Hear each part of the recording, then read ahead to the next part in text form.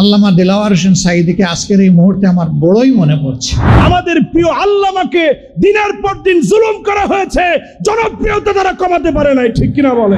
বাংলাদেশের সব মতবাদ দেখা আমাদের শেষ হয়েছে, এবার আমরা ইসলামের বাংলাদেশ দেখবো ইনশাআল্লাহ। ওলামারা ঐক্যবদ্ধ থাকবে, ওলামারা মঞ্জিলে মুকসুদে পৌঁছানো পর্যন্ত তাদের এই মিশন চলবে ইনশাআল্লাহ। স্বৈরাচারী ফ্যাসিস্ট লেডি ফিরাউনের কবল থেকে যে দ্বিতীয় স্বাধীনতা আল্লাহ তাআলা দিয়েছেন, সেই স্বাধীনতায় আমরা আজকে উন্মুক্তভাবে কথা বলার সুযোগ পেয়েছি। এই গণ অভ্যুত্থানে কোনো শাহবাগী রক্ত দেয় নাই, এই গণ অভ্যুত্থানে কোনো রাম রক্ত দেয় নাই, এই গণ অভ্যুত্থানে কোনো বাম রক্ত দেয় নাই, এই অভ্যুত্থানে রক্ত দিয়েছে আবু সাঈদ, মুগ্ধ, তাহমিদেরা। সুতরাং এবার বাংলাদেশে আর আমরা মানুষের কোন তন্ত্রমন্ত্রকে দেখতে চাই না, বাংলার রাষ্ট্র ক্ষমতায় আমরা ইসলামকে দেখতে চাই। আমরা সুন্দর করে কথা বলি জাতির সামনে, এবং প্রত্যেকটি কথার সাথে যেন ইকামতে দ্বীনের সম্পর্ক থাকে। মান ক্বারাআল কুরআনা ফাস্তাযহারা, যে ব্যক্তি কোরআন পড়ে এবং কোরআনকে বিজয় করার জন্য, ইজহার করার জন্য যারা চেষ্টা চালায়। যারা শ্রোতা এখানে এসেছেন সবাই কিন্তু পিএইচডি হোল্ডার না, বাদামওয়ালা আছে, রিক্সাওয়ালা আছে, ভ্যানওয়ালা আছে। তো এই সমস্ত মানুষগুলোকে টার্গেট করে কিভাবে কর্মী বাড়ানো যায়, কিভাবে আল্লাহর জমিনে আল্লাহর দ্বীন কায়েমের জন্য চেষ্টা চালানো যায়, সেই চিন্তা চেতনা আমাদের ভেতরে থাকতে হবে। আমি এমন একদল মানুষের সামনে কথা বলছি যারা গোটা বাংলাদেশটাকে একটা হল রুমের ভিতরে নিয়ে এসেছে। আমিরে জামাতের কর্মতৎপরতার কারণে ইতিমধ্যে বাংলাদেশের মানুষের আশা আকাঙ্ক্ষার দল জামাত ইসলামী হয়ে উঠেছে। এই ফুলের বাগানটা তিনি যদি মন ভরে দেখতেন, আল্লাহ তাআলার শুকরিয়ায় তার মন আরো বিনয়ী হয়ে উঠত। সব হারা মানুষ আর কাঁদবে না, ভিখারির মতো হাত পাতবে না। সব হারা মানুষ আর কাঁদবে না, ভিখারির মতো হাত পাতবে না।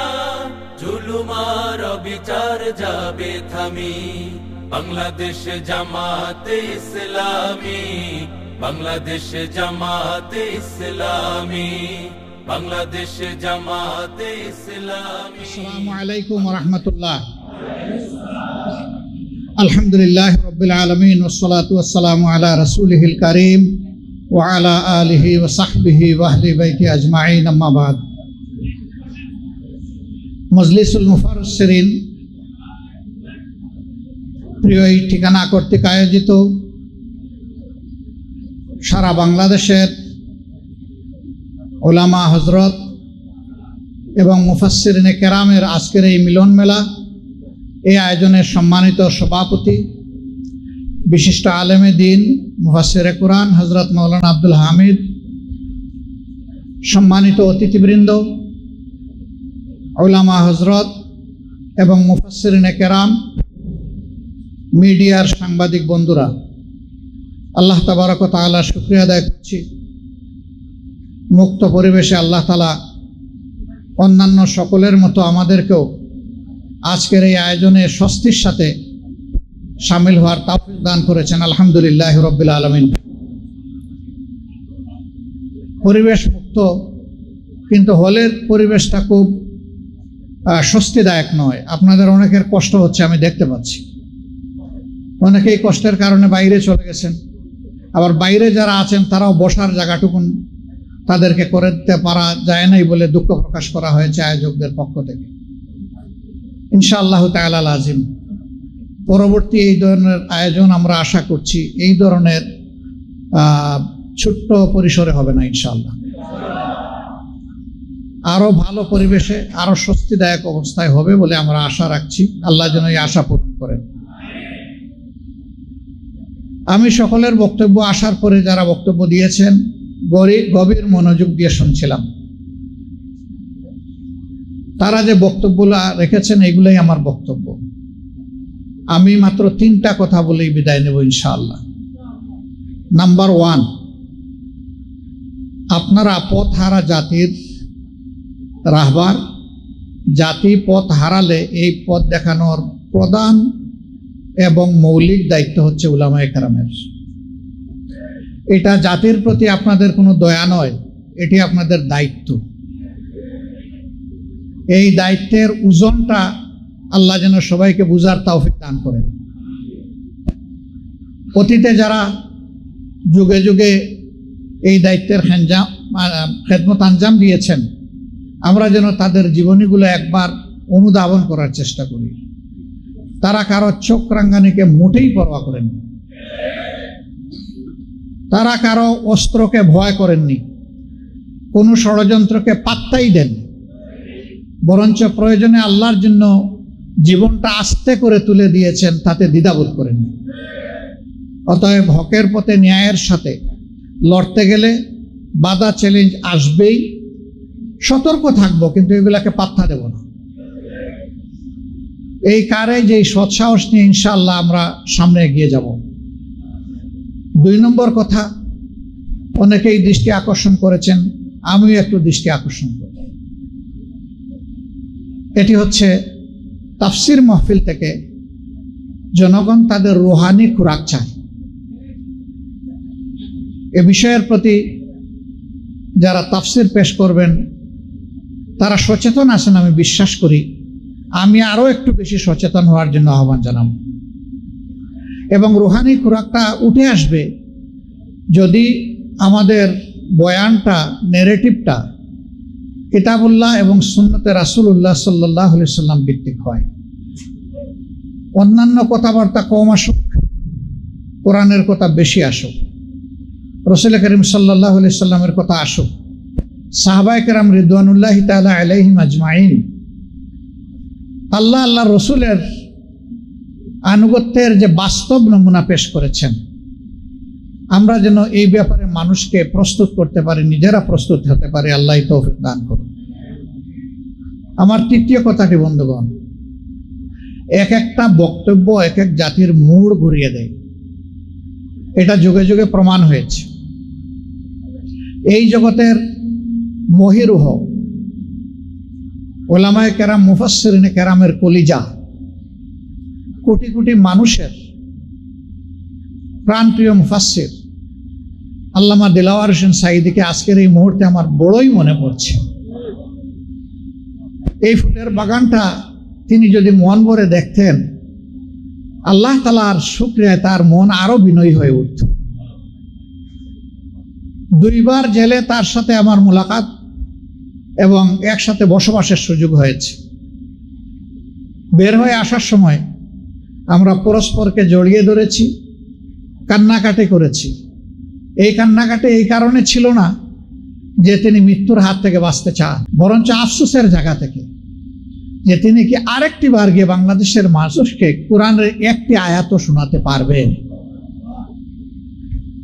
তিনি 2 বারই বলেছেন, আমি দোয়া চাই দুটো, একটি হচ্ছে আল্লাহ যেন তাফসিরের ময়দানে 1টা মিনিটের জন্য হলে আমাকে আবার ফিরায় নেয়, দ্বিতীয়টা আল্লাহ পাক যেন আমাকে তার ঘরটুকু শেষবারের মতো আমাকে তাওয়াফ করার তৌফিক দান করেন। বান্দার সকল আশা দুনিয়ায় পূরণ হয় না। আল্লাহ তাআলা সাবিরিনদের জন্য আখিরাতে তার জিম্মায় অনেক নিয়ামত রেখে দিয়েছেন। মহান মনিবের দরবারে আমাদের আরজ, আল্লাহ যেন বান্দার সমস্ত নেক অবশিষ্ট হাজতগুলো পুরা মাত্রায় নয়, বারাকা দিয়ে পরিপূর্ণ করে দেন। আমি শ্রদ্ধার সাথে স্মরণ করছি এই সংগঠনের যিনি প্রথম সভাপতি ছিলেন, বিশিষ্ট মুফাসসিরিনে কেরাম, দেশে বিদেশে যার কথা মানুষ শুনতেন, আল্লামা হযরত মাওলানা লুৎফুর রহমান রাহিমাহুল্লাহ। এইরকম এই সংগঠনের সাথে অতীতে যারা জড়িত ছিলেন, বর্তমানে নাই, আমি তাদের সকলের আত্মার মাগফিরাত কামনা করছি। এবং কোরআনকে মানুষের সামনে তুলে ধরার কারণে আল্লাহ যেন এই কোরআনকে এই হাসরের দিন তাদের বন্ধু এবং সুপারিশকারী বানায় দেন। সম্মানিত ভাইয়েরা, সাইদি সাহেবরা নাই, আল্লামা লুৎফুর রহমান সাহেবরা নাই, মৌলানা আব্দুল কাদের রাহিমাহুল্লাহ নাই, এরকম আরো অনেকে দুনিয়া ছেড়ে চলে গেছেন। তাদের আমানতের ভার এখন আপনাদের 2 ডানায় এসে পড়েছে। আপনাদের জন্য দোয়া করি, আপনাদের মুখ থেকে আল্লাহ যেন কলিজার কথাগুলো বের করে দেন, যেটা আপনি বিশ্বাস করেন যে এই কথা আমার এবং আরেকজনের নাজাতের উসিলা হবে। এই ক্ষেত্রে অবশ্যই মনকে উদার করতে হবে, সবাইকে ভালোবাসতে হবে, বলবেন যে বদলোককেও কি ভালোবাসবো? হ্যাঁ, তারে ভালোবাসবেন, কিন্তু তার বদকর্মকে আপনি ঘৃণা করবেন। তারে যদি আপনি শত্রুর কাতারে ফেলে দেন, তার কাছে দিনের দাওয়াত কালিমার আওয়াজ নিয়ে যাবেটাকে। আপনার সম্পর্ক যদি মুখ না দেখা দেখির হয়, পরস্পর থেকে দূরে থাকেন, তাহলে সমাজ থেকে হযরতে উমর এবং খালিদ বের হয়ে আসবে কিভাবে? এই রাস্তা বন্ধ করা যাবে না, এই রাস্তা খোলা রাখতে হবে। আমার প্রিয় ভাই রেজাউল করিম আবরার তিনি বলে গেছেন যে আমাদের মধ্যে চিন্তাগত বহু পার্থক্য থাকবে, এবং তিনি বলছেন যে এটা চলতেই থাকবে, এটা বন্ধ হওয়ার বিষয় না। অতীতেও ছিল, এখনো আছে। খোদ নবী করিম সাল্লাল্লাহু আলাইহি সাল্লামের মজলিসে আমেলায় বা যারা আল্লাহর রায় ছিলেন, তাদেরও সকলের মত একই ব্যাপারে একই ধরনের ছিল না, তারাও ভিন্ন ভিন্ন মত দিয়েছেন। আখিরাত মাবুদের ইশারায় রাসূল করিম সাল্লাল্লাহু আলাইহি সাল্লাম উত্তমটাই কবুল করেছেন, এবং এতে আল্লাহ তাআলা সন্তুষ্ট হয়ে বারাকা দান করেছেন। সুতরাং মতের ভিন্নতা থাকা কোনো অপরাধ না, এটা থাকবে, কিন্তু আমাদের মতের কোনো ভিন্নতা নাই যে কোরআন আল্লাহ তাআলার কিতাব। আমাদের কোনো দ্বিমত নাই নবী করিম সাল্লাল্লাহু আলাইহি ওয়াসাল্লাম তার রাসূল এবং শেষ নবী, শ্রেষ্ঠ পয়গম্বর। আমাদের কোনো দ্বিমত নাই যে রাসূল করিম সাল্লাল্লাহু আলাইহি সাল্লামের হাতে তিলে তিলে সাহাবায়ে কেরাম গড়ে উঠেছিলেন, এবং তারাই হচ্ছেন আমাদের সামনে সোনার মানুষ। এই সমস্ত বিষয়ে আমাদের কোনো দ্বিমত নাই।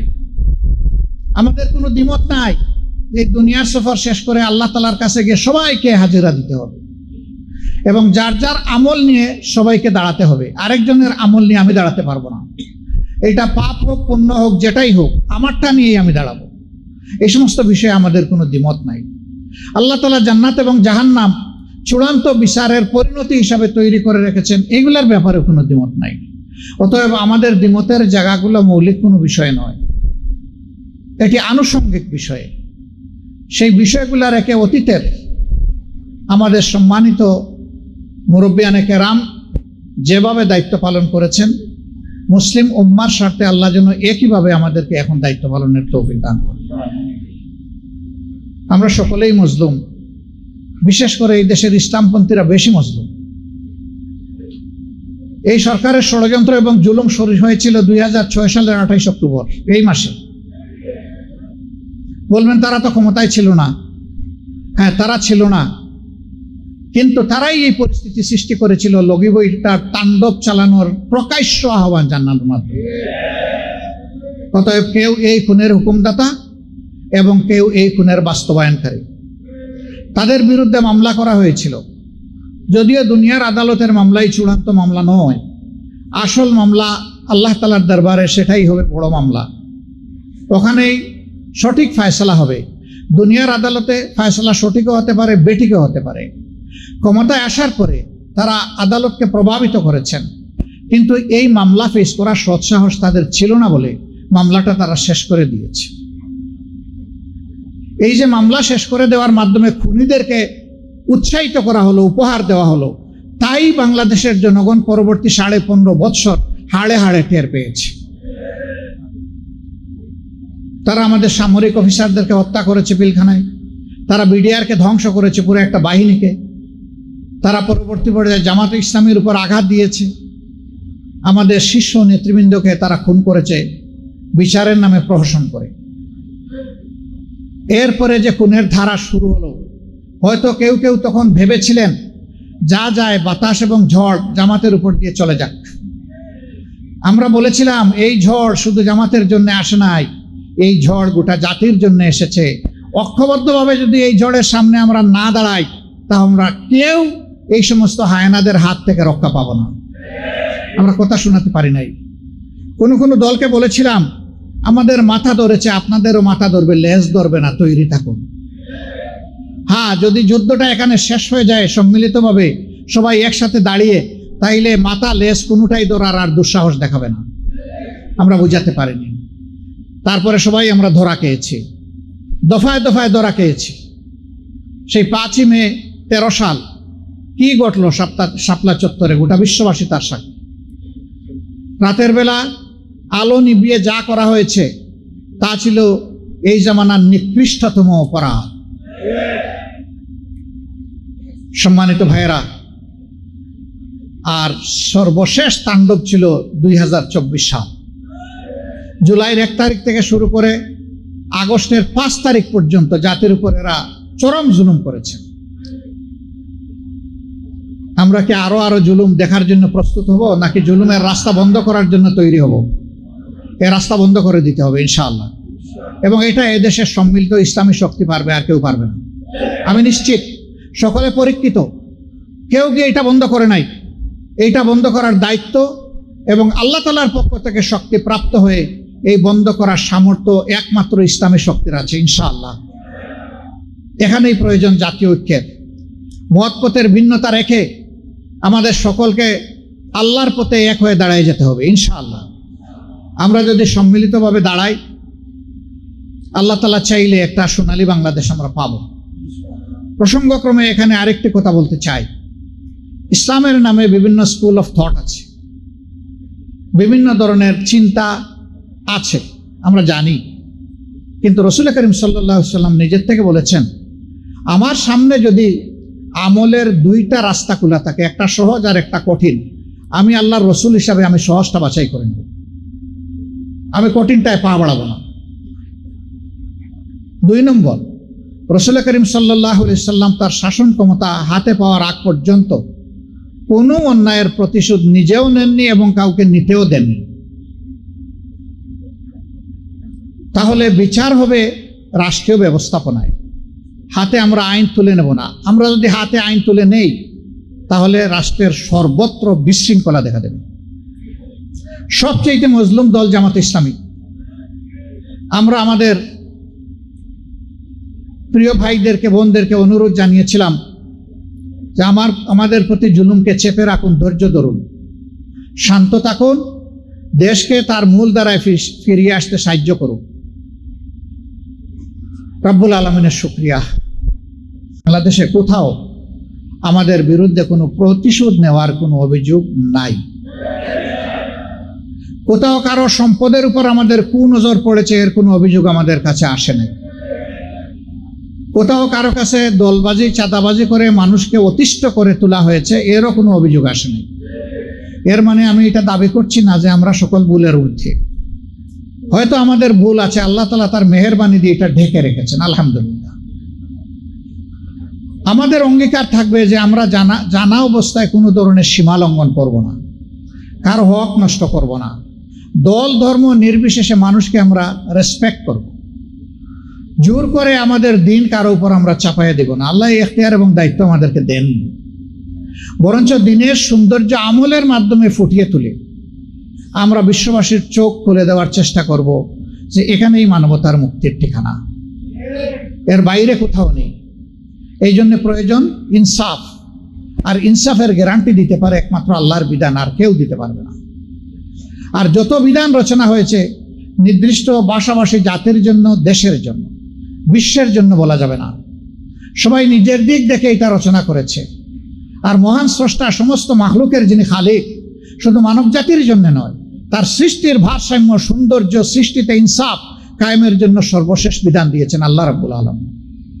এবং এটাকে আল্লাহ তাআলা মুকাম্মেল নিজামে হায়াত হিসাবে এই উম্মতকে প্রিয় নবী সাল্লাল্লাহু আলাইহি সাল্লামের মাধ্যমে উপহার দিয়েছে। সূরা মায়েদার 3 নম্বর আয়াত আমরা অনেকেই পড়েছি, এর অংশ বিশেষ। আউযু বিল্লাহি মিনাশ শাইতানির রাজিম। আল ইয়াউমা আকমালতু লাকুম দীনাকুম ওয়া আতমামতু আলাইকুম নি'মাতি ওয়া রাদিতু লাকুমুল ইসলাম দীনা। এই ছোট্ট জায়গাটির মধ্যে গোটা বিশ্ব ঢুকে গেছে। সমস্ত সৃষ্টির জন্য আল্লাহ তাআলা এটাকে উপহার হিসাবে দিয়েছে। Enough is enough. আলহামদুলিল্লাহ, আমরা সেদিকেই আগাবো। আমরা ওইটাকেই পথ হিসাবে, পাথেয় হিসাবে আমরা অবলম্বন করব।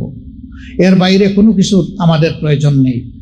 যত চ্যালেঞ্জ আসবে, চ্যালেঞ্জের জন্য বন্ধু হয়ে কেউ আমাদের পাশে দাঁড়ায়, আমরা তাদেরকে কৃতজ্ঞতা জানাবো।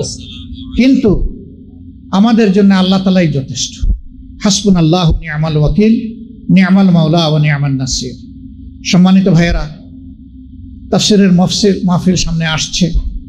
আমরা যেন সুন্দরভাবে আমাদের ইয়াকিনের জায়গা থেকে কোরআন এবং হাদিস মোতাবেক মানুষের রুহানি খুরাক উপস্থাপন করতে পারি আপনাদের মাধ্যমে। আল্লাহ যেন এই তৌফিক দান করেন। কোনো জায়গায় বক্তব্য রাখতে গিয়ে জনতার উপস্থিতি আমাদের যেন অতি আবেগে উচ্ছ্বাসে আমাদের গতি হারিয়ে না ফেলে। আমরা যেন আমাদের ঠিকানাটা ধরে রাখতে পারি, আমরা যেন যথাযথ হুঁশ বজায় রেখে আমরা কথা বলতে পারি এবং চূড়ান্ত কথা কেউ যেন বলতে না যায়। দেশে অনেকে বলে যে ইসলাম এইভাবে কায়েম হবে না আপনারা যেভাবে মনে করেন। আলহামদুলিল্লাহ, বাংলাদেশের প্রতিষ্ঠিত সব কয়টি মূলধারার ইসলামী দল মনে করে যে নিয়মতান্ত্রিক পন্থাই আমাদেরকে চূড়ান্ত চেষ্টা করতে হবে। এর বাইরে যারা চিন্তা করেন তাদের কোনো দায় মূলধারার এই দলগুলা নেবে না। আমরা তাদেরকেও অনুরোধ করব যে আপনারাও আরও নিজেদেরকে বোঝার চেষ্টা করুন, আল্লাহর কোরআনকে আরও বোঝার চেষ্টা করুন। মেহেরবানি করে আমাদের সমাজ মজলুম এই সমাজ দীর্ঘদিন জুলুমের নিগড়ে বন্দী ছিল। এই সমাজকে এমন কোনো পরিস্থিতির দিকে কেউ মেহেরবানি করে ঠেলে দিবেন না আইন হাতে নিয়ে সমাজকে যাতে অস্থির করা যায়। পরাজিত স্বৈরাচারের দূষররা এখন বিভিন্ন কায়দায় ফিরে আসার চেষ্টা করতেছে। আমরা শুনতে পাচ্ছি ধর্মীয় চাঁদের গায়ে দিয়েও নাকি তারা আসার চেষ্টা করতেছে। তাদের ব্যাপারে সবাইকে সতর্ক থাকতে হবে। আমি আপনাদের মাধ্যমে গোটা জাতির যারা মিম্বরে দাঁড়িয়ে রাহবার হিসাবে দায়িত্ব পালন করেন সমস্ত খতিব, শ্রদ্ধেয় খতিবগণকে আমি অনুরোধ করব যে মিম্বর থেকেও তারা যেন একই কথা বলেন সবাই মিলে, যে আমরা শান্তির পক্ষে, আমরা ন্যায়ের পক্ষে, আমরা শৃঙ্খলার পক্ষে, আমরা কোরআনের শাশ্বত পদ্ধতির উপরে আছি। এটা যদি সবাই বলেন তাহলে যারা বাড়তি একটু চিন্তা করেন তারা আরেকবার চিন্তা করতে বাধ্য হবেন যে তারা তাদের পথ এবং চিন্তা বদলাবেন কিনা। আমরা সকলের কাছে আপনাদের মাধ্যমে সহযোগিতাটুকু চাই।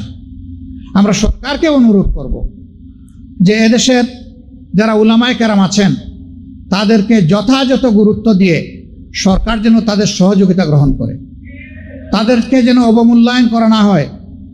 কারণ অনেকেই এখানে বলে গিয়েছেন যে জাতির এই পরিবর্তনে উলামায়ে কেরামের ঐতিহাসিক অবদান। অনেকেই দফায় দফায় শহীদ হয়েছেন, তাদের অবদানকে যদি উপেক্ষা করা হয় তাদের উপরে এটা আরেকটা জুলুম হবে। অবশ্যই তাদের এই ত্যাগের স্বীকৃতি সরকারকে দিতে হবে। এই সরকার জনগণ দ্বারা প্রতিষ্ঠিত একটা সরকার। নির্বাচনে তারা নিজেরা প্রার্থী হয়ে এখানে আসেননি, কাজেই বৃহত্তর জনগণের চেতনা তাদের উপলব্ধি করতে হবে এবং সেই অনুযায়ী সম্মানও দেখাতে হবে। আমরা আশা করি তারা পারবেন। আমরা দোয়া করি তাদের অন্তরে যেন সদিচ্ছা থাকে, কেউ যেন কোনো পার্সোনাল এজেন্ডা বাস্তবায়নের চিন্তা না করেন। যদি কেউ পার্সোনাল এজেন্ডা বাস্তবায়নের চিন্তা করেন তাহলে পতিত স্বৈরাচারকে জনগণ ছেড়ে দেয়নি, আপনাদেরকেও ছেড়ে দেবে না। আর আপনারা যদি জনগণের চেতনাকে ধারণ করে সামনে আগান, 18 কোটি মানুষের 32 কোটি হাত, 36 কোটি হাত আপনাদের পাশে থাকবে ইনশাআল্লাহ।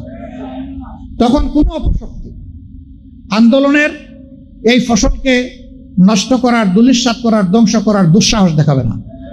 ইতিমধ্যে তারা বিভিন্ন ফর্মে এসেছিল, আল্লাহ তাআলা সবগুলা ব্যর্থ করে দিয়েছে। আখের সেই মহান মুনিবের দরবারে শুকরিয়া আদায় করি যিনি নিজেই পরিবর্তন করে দিয়েছে। এটা আমাদের চেষ্টার ফসল নয়। চেষ্টা যদি কিছু করেও থাকি সেটাও আল্লাহর দান। আল্লাহ তৌফিক দিয়েছেন বলে এটা সম্ভব হয়েছে। অতএব আসুন আমরা সমস্ত ক্রেডিট শুধু আল্লাহ তাআলাকে দেই। আলহামদুলিল্লাহ রাব্বিল আলামিন। আমরা যেন কেউ কোনো ক্রেডিট দাবি না করি যে এটা উলামায়ে কেরাম করেছেন, এটা অমুক দল করেছে, এটা ছাত্র শিবির, এটা জামাতে ইসলাম, এটা বিএনপি বা এটা অমুক দল, এই ধরনের কথা বলা সঙ্গত হবে না, কোনো অবস্থায় সঙ্গত হবে না। বরঞ্চ সব ক্রেডিট আল্লাহ রাব্বুল আলামিনের। আমি যদি জিজ্ঞেস করি আগস্ট মাসের 4 তারিখ পর্যন্ত কেউ কি চিন্তা করেছিলেন এমন একটা ঘটনা 5 তারিখ ঘটবে? দুনিয়ার কোনো রাষ্ট্রবিজ্ঞানী চিন্তা করেছিল?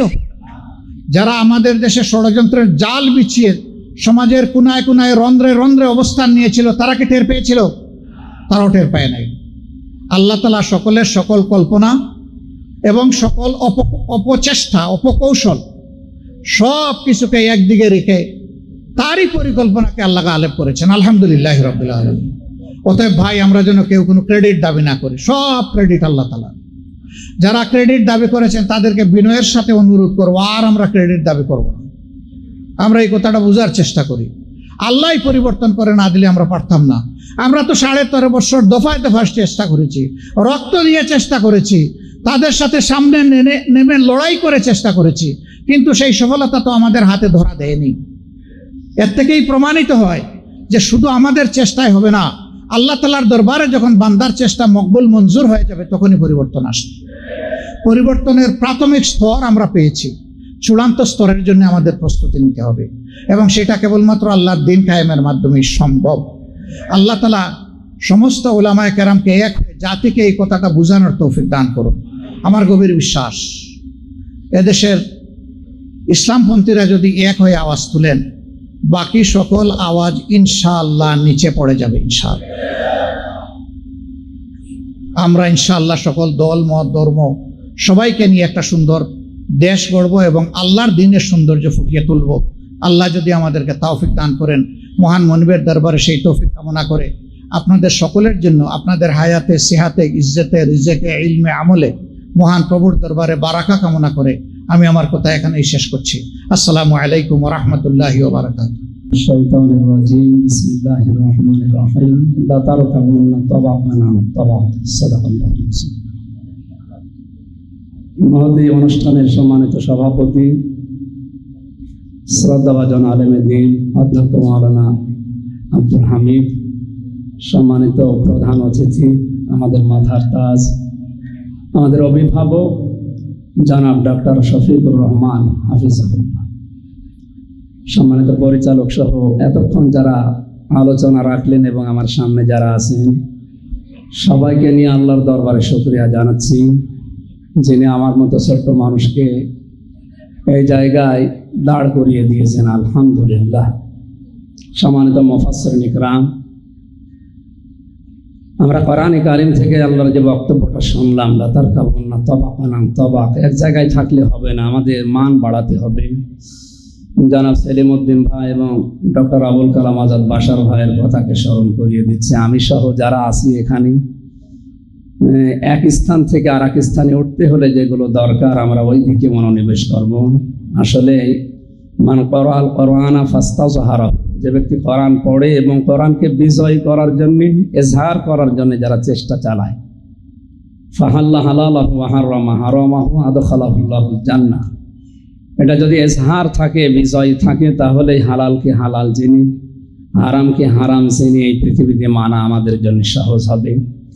দিন যেহেতু এদেশে বিজয় নেই, কায়েম নেই, এই জন্য আমরা হালালকে হালাল জানার পরও অনেক কিছু মানতে পারি না, হারামকে হারাম জানার পরও ছেড়ে দিতে পারি না। এতদিন যাই ছিল, এখন যেহেতু সময় সুযোগ সামনে আসতেছে, আমরা কাজে লাগাবো এই সময়কে। বিশেষ করে সেলিমউদ্দিন ভাইয়ের কথা, আমি সহ প্রত্যেকে যেন সামনে এটা পালন করার চেষ্টা চালাই।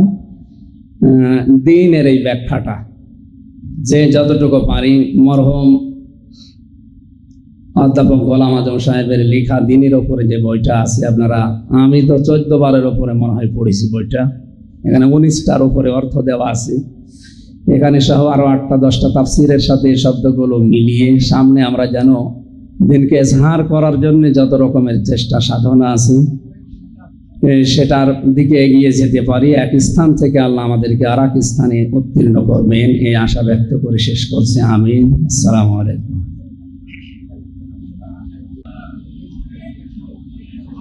আসসালামু আলাইকুম ওয়া রাহমাতুল্লাহি ওয়া বারাকাতুহু। আলহামদুলিল্লাহ, আল্লাহ তাবারক ওয়া তাআলার দরবারে লাখ কোটি শুকরিয়া জ্ঞাপন করছি, যিনি আমাদেরকে আজকের এই আয়োজনে একত্রিত হওয়ার তৌফিক এনায়েত করেছেন। আমি সেই সময় কথা বলছি যেই সময়ে বাংলাদেশের মসজিদের গম্বুজ মিনারগুলো আজানের ধ্বনির পাশাপাশি আলেমের উচ্চকিত কণ্ঠের আলোচনায় ভরপুর হয়ে যায় বাংলাদেশ। আমি সেই সময় কথা বলছি মেম্বারগুলো থেকে যখন হক কথা বলার জন্য আলেমদেরকে নামিয়ে দেওয়া হতো, আজকে আলেমেরা বুক ফুলিয়ে, বুক চিতিয়ে, হৃদয়ের সকল শক্তি দিয়ে কথাগুলো তুলে ধরে আপামর জনতার সামনে।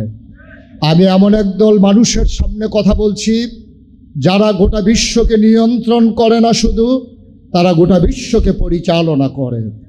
আমি এমন একদল মানুষের সামনে কথা বলছি যাদের ব্যাপারে ১৫০০ বছর আগে কুরআনুল কারীমে আল্লাহ ইরশাদ করে দিয়েছেন, কুল হাল ইয়াস্তাবিল্লাযীনা ইয়ালামুনা ওয়াল্লাযীনা লা ইয়ালামুন। আমি ওই সমস্ত মানুষের সামনে কথা বলছি যাদের ব্যাপারে নবী করিম সাল্লাল্লাহু আলাইহি সাল্লাম জানিয়ে দিয়েছেন, আল উলামা ওয়ারাসাতুল আম্বিয়া।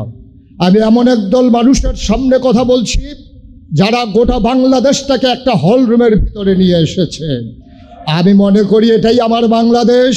আর এই বাংলাদেশ দেখার জন্য গোটা বাংলাদেশের 18 কোটি মানুষ, টাকনাফ থেকে তেঁতুলিয়া, রূপসা থেকে পাথুরিয়া, 56,000 বর্গ মাইলের বাংলাদেশের মানুষ আজকে উন্মুখ হয়ে তাকিয়ে। আমরা আজকে দেখতে পাচ্ছি এই বাংলাদেশ সেই বাংলাদেশ যেই বাংলাদেশে নেংটির বদলে মানুষকে লুঙ্গি পরা শিখিয়েছে ওলামায়ে কেরাম। এই বাংলাদেশ সেই বাংলাদেশ যেই বাংলাদেশে টিকির বদলে টুপি পরা শিখিয়েছে ওলামায়ে কেরাম। শ্রীর বদলে মোহাম্মদ লিখতে শিখিয়েছে আর হরে রামের জায়গায় কলমা পড়তে শিখিয়েছে। আমি সেই বাংলাদেশে কথা বলছি। সুতরাং আজকে আমাদেরকে মনে রাখতে হবে, প্রাচ্য আর পাশ্চাত্যের দ্বন্দ্বের মাঝে মুসলমান যখন আজকে নিষ্পেষিত, আজকে ধর্মীয় কোন্দলের মাধ্যমে মুসলমানদেরকে যখন আজকে পৃথিবীর বিভিন্ন প্রান্তে কচুকাটা করা হচ্ছে, দধু মরুপান্তর ফিলিস্তিনের আজকে আমার কিশোরের রক্তে যখন রঞ্জিত হচ্ছে, বাতাস যখন ভারী হচ্ছে আমার দর্শিতা বোনের চিৎকারে, আর অশ্রু দিয়ে যখন সেই সাহারা মরুভূমি আজকে শীতল হয়ে যাচ্ছে আমার মায়ের সন্তান হারা সেই চোখের পানি দিয়ে, আমি সেই সময় কথা বলছি যখন আরাকানের মুসলমানেরা আজকে উখিয়ায় মানবেতর জীবনযাপন করছে, নাফ নদীর পানি আজকে যখন রক্তে রঞ্জিত হচ্ছে। আমি সেই সময়ে কথা বলছি যখন কাশ্মীরের মুসলমানের রক্তে ঝিলাম নদীর পানি আজকে রক্তবর্ণ ধারণ করেছে। সুতরাং আল্লামা ইকবাল যেমন করে বলেছিলেন, ইসরাবে রঙ্গ বুকু গুলিস্তা সমঝা হেতু আহায় নাদান কক্ষকো আশিয়ান সমঝা হেতু। এমন করে পাশ্চাত্যের রং চঙের কাছে নিজেকে বিলিয়ে না দিয়ে আসুন অবিচল আস্থা নিয়ে দাঁড়িয়ে যাই। সবাই মিলে আজকে সে আপামর জনতার সামনে অভিভাবকত্ব গ্রহণ করি। আমরা নিজেরা সবাই মিলে অভিভাবক হয়ে যাই। অভিভাবক যেমন তার সন্তানের কল্যাণ অকল্যাণ দেখলে টিটকারে মারে না, মস্কারা করে না, যেমন তার কষ্টে ব্যথিত হয়, আনন্দে উদ্বেলিত হয়। আজকে যারা এখানে মজলিসুল মুফাসসিরিনের ব্যানারে একত্রিত হয়েছেন, আপনার এই বাংলাদেশের অভিভাবক, আপনাদের কণ্ঠে কোনো আলেমকে নিয়ে টিটকারি শোভা পায় না, কারণ আপনারা অভিভাবকত্বের জায়গায় আছেন আর ওরা আছে আপনাদের অভিভাবকত্বে। সুতরাং আসুন সবাইকে এক পতাকাতে লক্ষ্যবদ্ধ করি।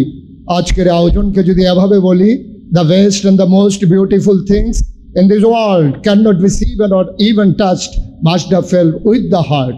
আসুন সবাই মিলে আজকে হৃদয়ে ধারণ করি। আজকে সবাই মিলে চিৎকার করে জানিয়ে দেই, বাধা আসবে, লড়াই হবে, এগিয়ে যেতে হবেই হবে। প্রশ্নটা এক পাশে থাক, বিজয় আসবে কখন কবে। দাঁড়াও তুমি মাথা উঁচু করে, অটল বিচল পাহাড়ের মতো, কলেমার পতাকা উড়াও তুমি জ্বরের মুখে শক্ত করে। সবাই মিলে চিৎকার করে জানিয়ে দেই, এই বাংলা আমার বাংলা, আমরা ছিলাম, আমরা আছি, আমরাই থাকবো ইনশাআল্লাহ।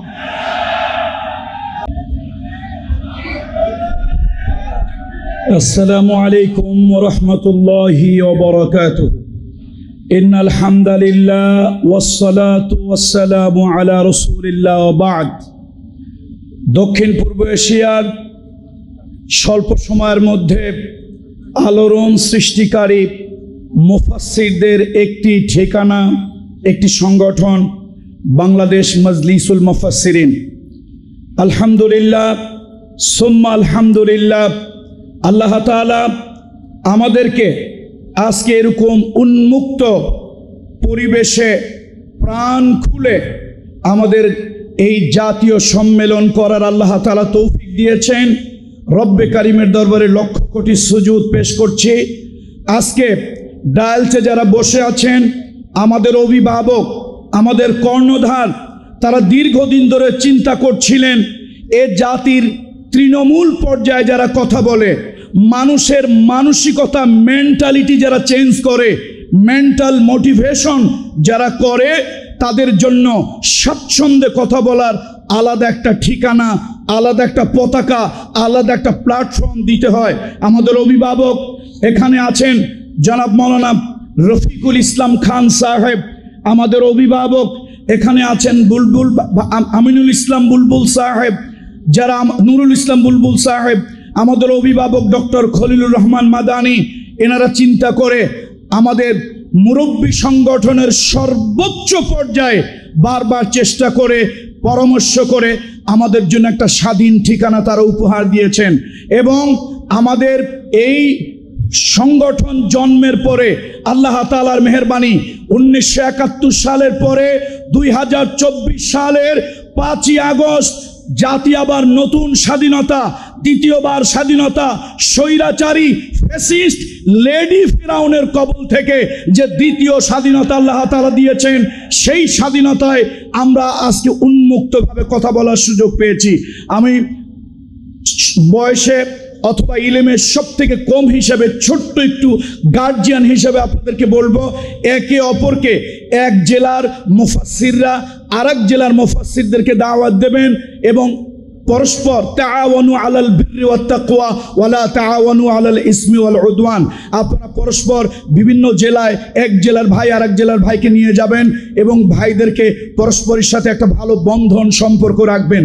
দেশ স্বাধীন হয়েছে কিন্তু আশঙ্কা মুক্ত হয়নি। আল্লামা সাঈদী সাহেব শহীদের ভাষায় বলতে হয় যে উত্তর পশ্চিম গগনে এখনো কিন্তু সেই ঘষেটি বেগমদের কালো মেঘের থাবা আছে। এখনো ছাত্রলীগ, মাঝে মাঝে আনসার লীগ, ছাত্রলীগ মাঝে মাঝে দাবি লীগ, ছাত্রলীগ মাঝে মাঝে শ্রমিক লীগ হয়ে ফিরে আসে। এর জাতিকে অতন্ত্র প্রহরী হিসাবে প্রত্যেক মুফাসসিরের তৃণমূল পর্যায়ে দায়িত্ব, অভিভাবকের দায়িত্ব গ্রহণ করতে হবে। সুতরাং আজকের সম্মেলন থেকে আমরা বাড়ি ফিরে যাব, নিজ নিজ ঠিকানায় ফিরে যাব। আমরা নিজ নিজ ঠিকানায় গিয়ে প্রত্যেকে এক একজন এলাকার অভিভাবকের দায়িত্ব, এলাকায় অতন্ত্র প্রহরীর দায়িত্ব পালন করব। মানুষের মেন্টাল মোটিভেশন দিয়ে যারা আফসোস লীগ কথায় কথায় বলে আগেই ভালো ছিল, আগেই ভালো ছিল, এখন কি হলো, এই আফসোস লীগদের মেন্টাল মোটিভেশন করার দায়িত্ব আমাদের। জোরে বলুন ঠিক কিনা? আল্লাহ তাআলার কাছে দীর্ঘ কামনা, হায়াত কামনা করছি।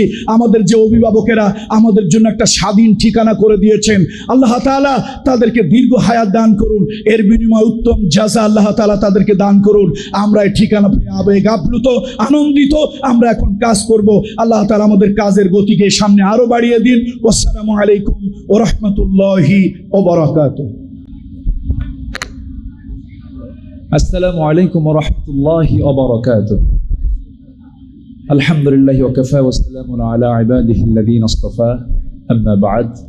فقال جل شانه في الآية القرآنية: إن الذين يتلون كتاب الله وأقاموا الصلاة وأنفقوا مما رزقناهم سرا وعلانية يرجون تجارة لن تبور। বাংলাদেশ মজলিস মুফাসসিরিন কর্তৃক আয়োজিত আজকের এই মহতী ঐতিহাসিক প্রোগ্রামের সম্মানিত প্রধান অতিথি, বরেণ্য মেহমানবৃন্দ, সম্মানিত দ্বীনী ভাইরা, আল্লাহর শুকরিয়া আদায় করছি আমরা এমন একটি অনুকূল পরিবেশ ফিরে পেয়েছি 5 আগস্টের পরে, আলহামদুলিল্লাহ।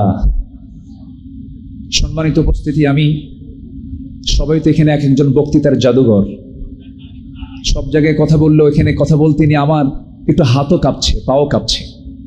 সবাই তো এক একজন এক একটা প্ল্যাটফর্মে অনেক বড় দায়ী। আমি সবার কাছে শুধু 3টা পয়েন্টে আমার আল্লাহর দেওয়া পরামর্শ, আমরা 3টা কাজ আমরা নিয়মিত করার চেষ্টা করব। 1 নম্বর হচ্ছে ইন্নাল্লাযীনা ইয়াতলুনা কিতাবাল্লাহ, সূরাতুল ফাতির ভার্স নাম্বার 29। আল্লাহ তাআলা বলছেন যারা 3টা কাজ করবে, যারা আল্লাহর আয়াতকে তেলাওয়াত করবে সহি করে, যদি সহি করে না পড়ে, রুব্বা কারিন লিল কুরআন ওয়াল কুরআন ইয়ালআনুহু, কোরআন থেকে লানত করে যে কোরআনটাকে সহি করে পড়তে পারে না। আমি সবার কাছে এটা একটু দৃষ্টি আকর্ষণ করতে চাই। অনেকে অনেক সুন্দর সুর দিয়ে সুন্দর করে কথা বলেন, কিন্তু তেলাওয়াতের চরম গলত রয়ে যায়। এটা নিয়ে যেহেতু কোরআনই থেকে লানত দিচ্ছে, আমরা এই ব্যাপারটাকে আমরা অত্যন্ত গুরুত্বের সঙ্গে আমরা খেয়াল করার চেষ্টা করব ইনশাআল্লাহ। নাম্বার 2 হচ্ছে আকামুস সালাহ, যারা নামাজ কায়েমের সংগ্রাম করবে। নাম্বার 3 হচ্ছে ওয়ানফাকু মিম্মা রাযাকনাহুম সিররান ওয়া আলানিয়াতান ইয়ারজুনা তিজারাতান লান তাবুর, যারা প্রকাশ্যদের আল্লাহর পথে খরচ করবে, আশা করা যায় এই তিনটি কাজ, এই তিনটি বিজনেস যারা করবে, তিজারাতাল লান তাবুর, তাদের এই ব্যবসায় কোনো লস হবে না। আসুন আমরা উক্ত আয়াতের আলোকে আমাদের জীবনটাকে সাজাই, আমরা সুন্দর করে কথা বলি জাতির সামনে, এবং প্রত্যেকটি কথার সাথে যেন ইকামতে দ্বীনের সম্পর্ক থাকে, এই আশাবাদ কামনা করে আমি আমার কথা এখানে শেষ করছি। আসসালামু আলাইকুম ওয়া রাহমাতুল্লাহি ওয়া বারাকাতুহু। এখন আমাদের উদ্দেশ্যে অত্যন্ত গুরুত্বপূর্ণ বক্তব্য পেশ করছেন বাংলাদেশ ইসলামী ছাত্র শিবিরের সাবেক কেন্দ্রীয় সভাপতি, বাংলাদেশ জামাত ইসলামীর কেন্দ্রীয় নির্বাহী পরিষদের অন্যতম সদস্য, বাংলাদেশ জামাত ইসলামী ঢাকা মহানগরী দক্ষিণের সংগ্রামী আমির, আমাদের আজকের এই অনুষ্ঠানের পরম শ্রদ্ধেয় মেহমান জনাব মুহতারাম জননেতা নুরুল ইসলাম বুলবুল,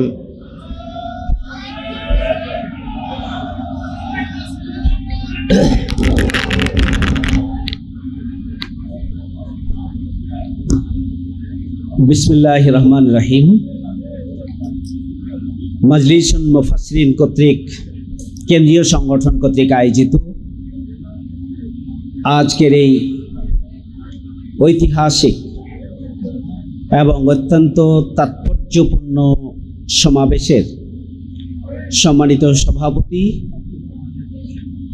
উপস্থিত সম্মানিত প্রধান অতিথি, শহীদি কাফেলা, বাংলাদেশ জামাত ইসলামীর শ্রদ্ধেয় আমিরে জামাত, আমাদের রাহবার ডাক্তার শফিকুর রহমান, উপস্থিত বাংলাদেশ জামাত ইসলামীর কেন্দ্রীয় নেতৃবৃন্দ, শ্রদ্ধেয় সম্মানিত ওলামায়ে কেরাম, সম্মানিত উপস্থিতি, আসসালামু আলাইকুম ওয়া রাহমাতুল্লাহি ওয়া বারাকাতুহু। আমরা প্রধান অতিথির কাছ থেকে বক্তব্য শুনব ইনশাআল্লাহ। আমি প্রথম কথায় বলতে চাই, দাওয়াত ইলাল্লাহ, জিহাদ ফি সাবিলিল্লাহর প্রাথমিক এবং সবচেয়ে মৌলিক গুরুত্বপূর্ণ একটি কাজ। সেই দিক থেকে দাঈ ইলাল্লাহ হিসাবে আপনারা যে ভূমিকা পালন করছেন, এটি জিহাদ ফি সাবিলিল্লাহর কাজের একটি গুরুত্বপূর্ণ দায়িত্ব আপনারা পালন করছেন। আল্লাহ রাসূল সাল্লাল্লাহু আলাইহি ওয়াসাল্লাম যে জন্য পৃথিবীতে এসেছিলেন, লিইউযহিরাহু আলা দ্বীনি কুল্লিহি, সমাজে প্রতিষ্ঠিত সমস্ত জীবন বিধানের উপরে ইসলামকে বিজয়ী আদর্শ হিসাবে প্রতিষ্ঠার জন্যই এসেছিলেন। এবং তিনি যে 4 দফা কর্মসূচির ভিত্তিতে কাজ করেছিলেন, সূরা জুমার 2 নম্বর আয়াত, সূরা আল ইমরানের 164 নম্বর আয়াত এবং সূরা বাকারার 129 এবং 151 নম্বর আয়াত, এই 4টি আয়াতে একই ধরনের 4টি কর্মসূচির কথা বলা হয়েছে, যেটা জুমাই বলা হয়েছে ইয়াতলু আলাইহিম আয়াতিহি ওয়া ইউজাক্কিহিম ওয়া ইউআল্লিমুহুমুল কিতাব ওয়াল হিকমা। প্রথম কাজ, প্রথম কর্মসূচি হচ্ছে দাওয়াত ইলাল্লাহ, যে গুরুত্বপূর্ণ দায়িত্ব আপনারা পালন করছেন। মাওলানা মতিউর রহমান নিজামী শহীদ, তিনি তার ইসলামী আন্দোলন ও সংগঠন বইয়ে জিহাদ ফি সাবিলিল্লাহকে ব্যাখ্যা করতে গিয়ে তার প্রথম কাজই বলেছেন দাওয়াত ইলাল্লাহ। শেষ কাজ বলেছেন একামতে দ্বীনের পরে শেষ কাজের কথা বলেছেন আমর বিল মারুফ নাহি আনিল মুনকার। সম্মানিত উলামায়ে কেরাম, আমরা উদউ ইলা সাবিলি রব্বিকা বিল হিকমাত ওয়াল মাউইজাতিল হাসানা, আমরা এই বক্তব্য দিয়েই এই আয়াত তেলাওয়াত করে আমরা আলোচনা রাখি। কিন্তু হিকমাত, কৌশল, উইজডম, বুদ্ধিমত্তা এবং যে কোনো পরিস্থিতি উত্তরণে অথবা যে কোনো মাজলিসে সবচাইতে সর্বোত্তমভাবে আমার লক্ষ্যে উপনীত হওয়ার জন্য যে প্রচেষ্টা, যে ভূমিকা, যে তৎপরতা, সেটি হচ্ছে হিকমা। সম্মানিত উপস্থিতি, আমি বিনয়ের সাথে অনুরোধ করতে চাই যে আমরা অডিয়েন্সকে সামনে রেখে আমাদের বক্তব্য দেওয়া উচিত। তবে সোশ্যাল মিডিয়ার যুগে আমার সামনে যে অডিয়েন্স, এটি যথেষ্ট নয়। এটি আন্তর্জাতিকতাবাদকে সামনে রেখে আপনার বক্তব্য উপস্থাপন করা প্রয়োজন। আপনি যাই বলেন, এটা আর আপনার সম্পদ নয়। দুই হচ্ছে আকর্ষণীয় উপস্থাপন এবং প্রাসঙ্গিক উদাহরণ প্রয়োজন। আমি কোনো ইউটিউবের আলোচনায় লক্ষ্য করেছি যে উপস্থাপনের ক্ষেত্রে এমন উদাহরণগুলো দেয়া হয় যেটা ছেলে মেয়ে, হাজব্যান্ড ওয়াইফ অথবা পরিবারকে নিয়ে শোনার মতো উপযুক্ত নয়। আল্লাহর হস্তে এই ব্যাপারে সতর্ক এবং সজাগ হওয়া উচিত বলে আমি মনে করি। হিংসাত্মক বক্তব্য পরিহার করা দরকার। কোনোভাবেই আক্রমণাত্মক বক্তব্য দেয়া যাবে না। আপনার নাম ধরে কেউ বক্তব্য দিচ্ছে, আপনি ধৈর্য ধরুন। আপনি আল্লাহর সাহায্য চান, তার সাথে ফোনে সুন্দর করে কথা বলুন। কিন্তু আবার সোশ্যাল মিডিয়ায় আপনি আপনার বক্তব্যকে পাল্টা জবাব দিয়ে উপস্থাপনের মাধ্যমে পারস্পরিক দূরত্ব তৈরির কাজ আল্লাহর ওয়াস্তে না করার জন্য বিনয়ের সাথে অনুরোধ করছি। আপনাদেরকে ইনক্লুসিভ হতে হবে, ইনক্লুসিভনেস থাকতে হবে, অ্যাকোমোডেটিং হতে হবে। বিভিন্ন স্কলারদের বিভিন্ন বক্তব্য আছে, তথ্যসূত্র আছে, আপনি সবগুলোকে অ্যাকোমোডেট করেন। আপনি একজনের বক্তব্যের বিরুদ্ধে আরেকটি তথ্য দিয়ে পুরোটাই সেটিকে নাকচ করে দেওয়ার মতো একটা সোশ্যাল মিডিয়ায় ঝড় তোলার মতো কাজ যেন না হয়, সেই বিষয়টি আমাদেরকে খেয়াল রাখতে হবে। আমি বিনয়ের সাথে অনুরোধ করতে চাই, তথ্যসূত্র সহ বক্তব্য দেওয়া উচিত। তথ্যসূত্রের অর্থাৎ উৎস ছাড়া, ডকুমেন্টেশন ছাড়া আমরা প্রচলিত অর্থে যে সমস্ত গল্প আছে, যেগুলো দিয়ে জনগণকে উজ্জীবিত করা যায়, উদ্বুদ্ধ করা যায়, এই ধরনের গল্প এবং বক্তব্য আমাদের পরিহার করে ইতিহাস থেকে, রাসূলের জীবনী থেকে এবং সাহাবে আজমাইনের জীবনী থেকে, বিশেষ করে 4 খলিফার জীবনী থেকে এবং ইসলামী শাসক যারা যুগে যুগে ছিলেন তাদের জীবনী থেকে আপনি উদাহরণ পেশ করবেন, যেটার অথেন্টিসিটি যেন থাকে, সেই ব্যাপারে খেয়াল রাখতে হবে। আল্লাহ রাব্বুল আলামিন, আমরা দায়ীল আল্লাহর কাজ করি। ইসলাম একটা পূর্ণাঙ্গ জীবন বিধান। আপনাকে পরিপূর্ণরূপে ইসলামকে উপস্থাপন করতে হবে। জিহাদ ফি সাবিলিল্লাহর পুরো দিকটাকে সামনে আনতে হবে। রাসূল সাল্লাল্লাহু আলাইহি সাল্লাম যে মদিনা স্টেট, অমুসলিমদের সাথে আচরণ কি ছিল, বিভিন্ন গোত্রদের সাথে আচরণ কি ছিল, নারীদের সাথে অধিকার কিভাবে সমুন্নত হয়েছিল।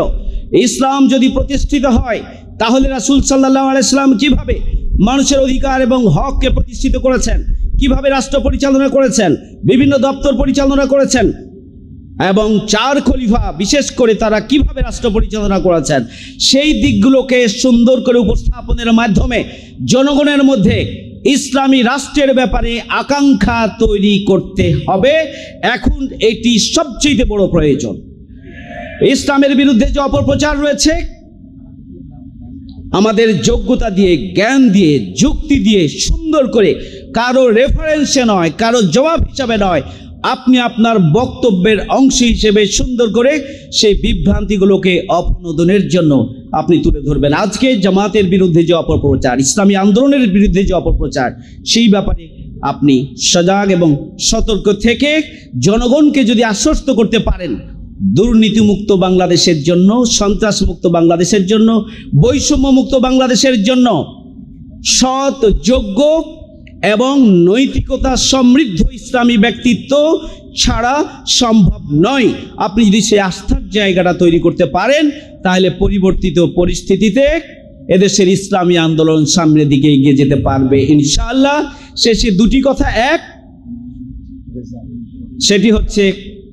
লিমা তাকুলুনা মা লা তাফআল।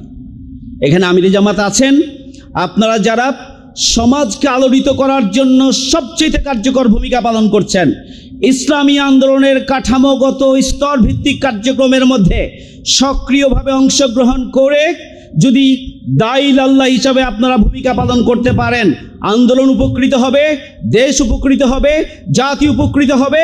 আর আপনি বলবেন নিজে করবেন না, আপনি ক্ষতিগ্রস্ত হবেন যদি আপনি তা না করেন। সেই বিষয়ে আমি বিনীত অনুরোধ করছি, আপনাদেরকে এগিয়ে আসতে হবে এদেশের নেতৃত্বের দায়িত্ব নেয়ার জন্য, কারণ আপনারাই যোগ্য, আপনারাই উপযুক্ত। সব শেষে আসুন, আমি মনে করি মাজলিসুল মুফাসসিরিন যেভাবে গোটা বাংলাদেশে একটা ধারা তৈরি করতে সক্ষম হয়েছে, যদি মাজলিসুল মুফাসসিরিনের নির্দেশাবলীকে নিজ নিজ অবস্থান থেকে হক আদায় করে আপনারা পালন করেন, ফলো করেন, নির্দেশনা অনুযায়ী ভূমিকা পালন করেন, আগামী দিনের বাংলাদেশ গঠনে মাজলিসুল মুফাসসিরিন ঐতিহাসিক অবদান রাখতে পারবে। আমি মনে করি আমিরে জামাত এখানে আছেন, একটা প্রাতিষ্ঠানিক উদ্যোগ গ্রহণ করা দরকার, যেখানে ট্রেনিং কার্যক্রম সহ, মোটিভেশন সহ ওলামায়ে কেরামকে তৈরি করে তাদেরকে আগামী দিনে আরও দেশ ও জাতির জন্য উপযুক্ত করে ময়দানে পাঠাতে পারলে দেশ এবং জাতি উপকৃত হবে। মহান রব্বুল আলামিন আমাদেরকে কবুল করুন। ওমা তৌফিক ইল্লা বিল্লাহ। আসসালামু আলাইকুম ওয়া রাহমাতুল্লাহি ওয়া বারাকাতুহু।